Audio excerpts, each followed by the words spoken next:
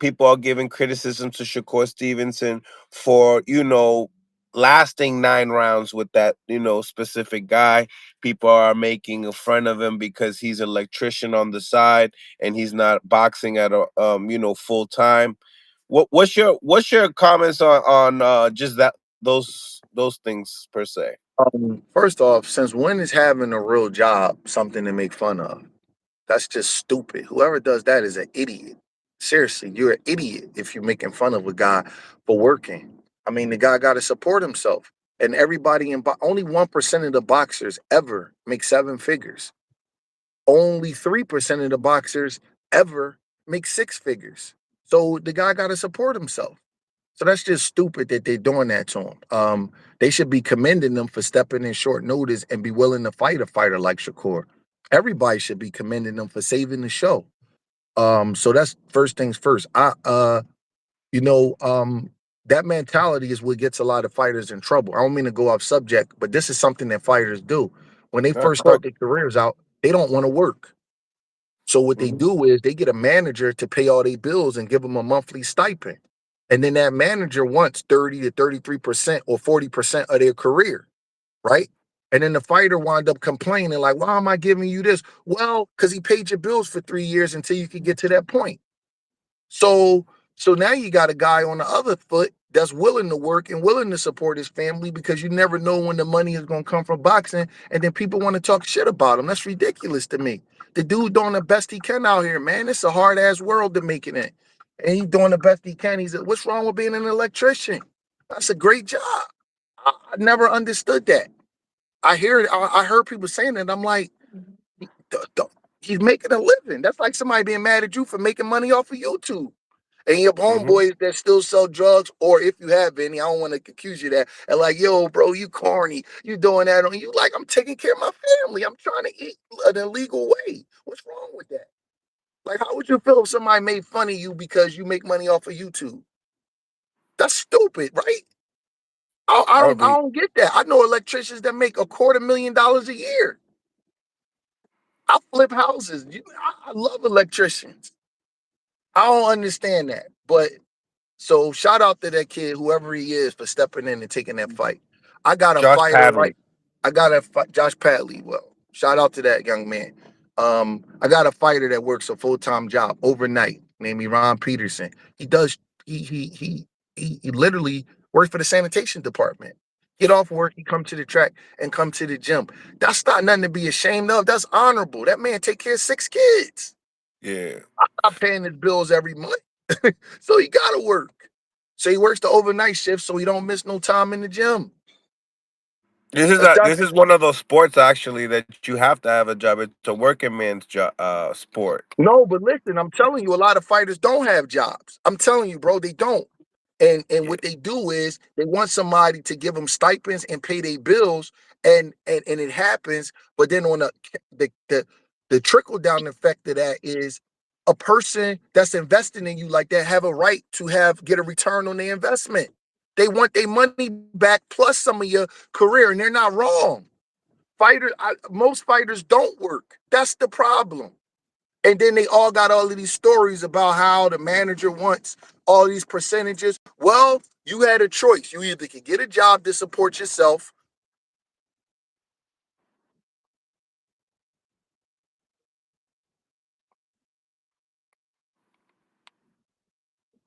That's the problem. I want to go off. Did good. Fighter. The people that's criticizing Shakur, they got to understand Shakur Stevenson is not an overwhelming fighter.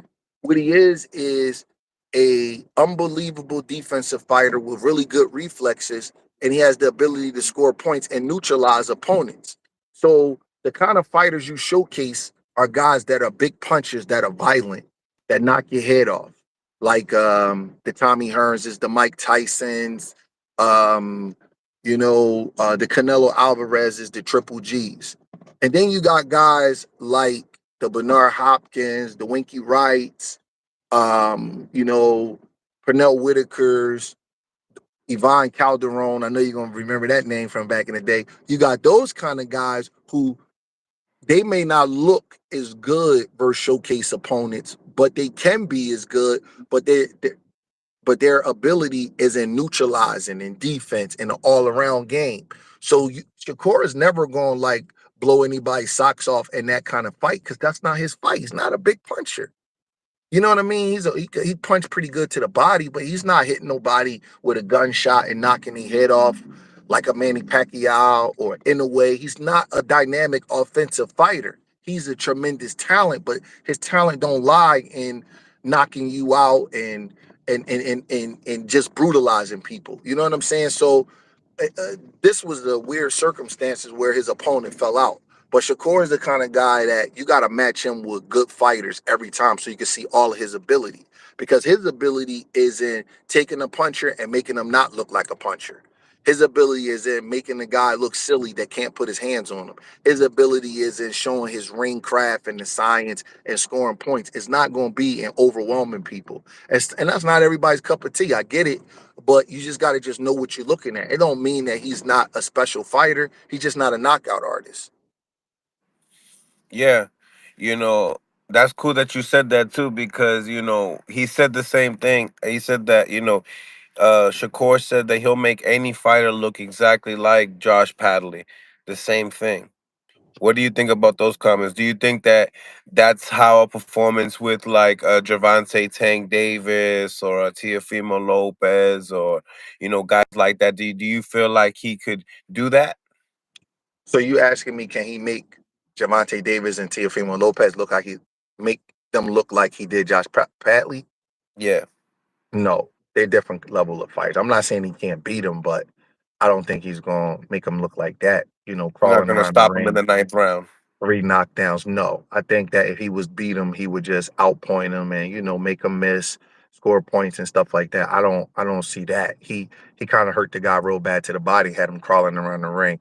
I don't know if he would have a level of fighter like um Tank or Teofimo crawl around the ring. I don't know about that, but he Mm. does have a chance to beat him because it's a point system for a reason in boxing. You think he could do that to Lomachenko? No, mm-mm. No. Lomachenko is durable, man.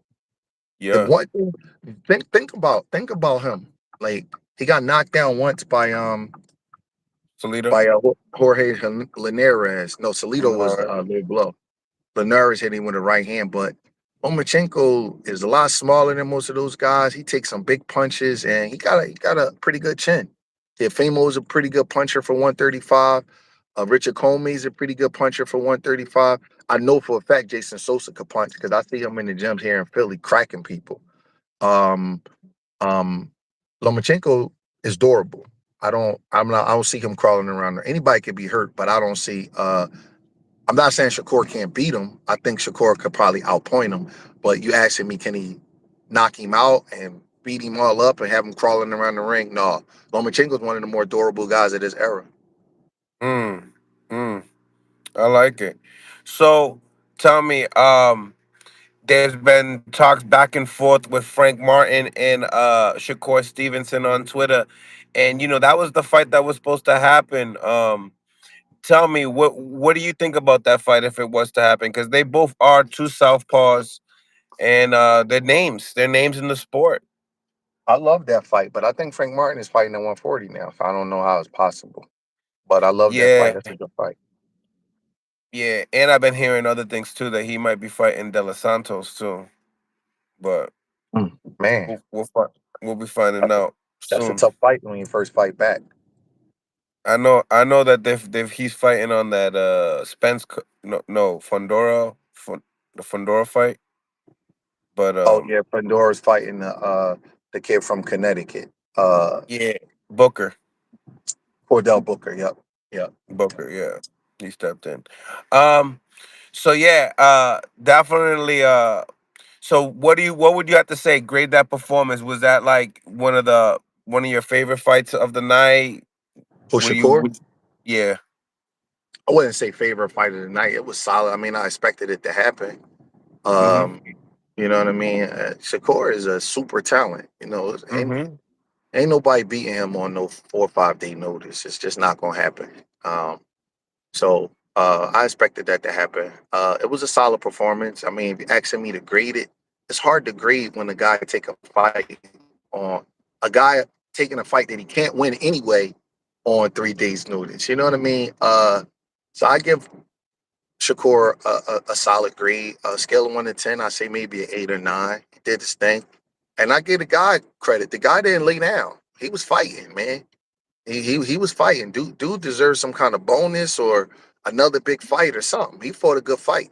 You know, I would like to see him challenge maybe some prospects and see how he do with them.